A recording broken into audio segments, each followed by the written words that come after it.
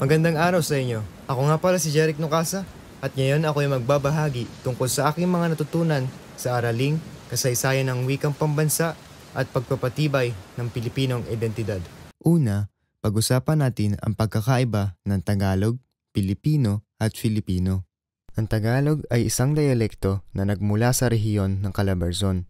Ang Pilipino naman ay ang tawag nating mga lokal na Pilipino sa ating sarili. Ang Filipino ay ang tawag natin kapag tinutukoy ang ating pambansang wika. Saan nga ba nagsimula ang kasaysayan ng ating wika?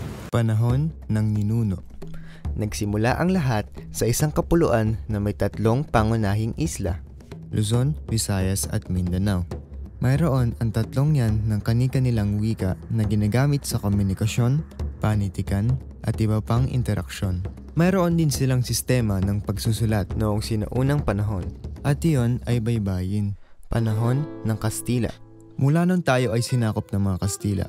Ang ating sistema ng pagsulat ay naging ang alpabetong Romano. Tinuruan nila ang ating mga ninuno ng Espanyol kapalit sa kanilang pagiging Katoliko.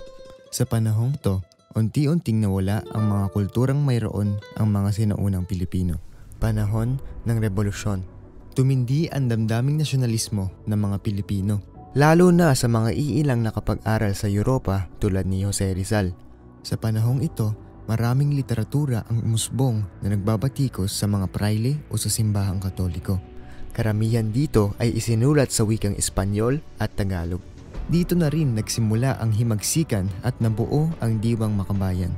Lalo na noong ibinitay ang tatlong paring martir na si Padre Gomez, Burgos at Zamora o mas kilala bilang Gumburza. Naging opisyal na rin ang wikang Tagalog sa isiginawa ni unang Pangulong Emilio Aguinaldo sa Konstitusyon ng Biak na Bato 1899.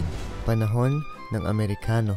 Ginamit ang Ingles ng mga Amerikano upang wikang panturo na inilagay sa edukasyon pang primarya hanggang kolehiyo.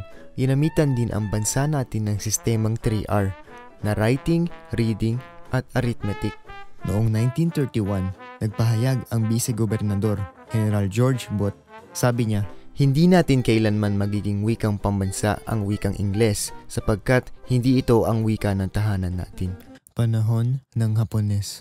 Ito ang tinatawag na ginintoang panahon ng panitikan.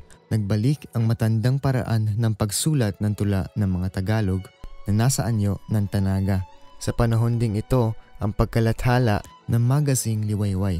Sa panahon ding ito, ipinagbabawal ang wikang Ingles. Kaya talagang naisulong ang wikang Tagalog sa panahong ito.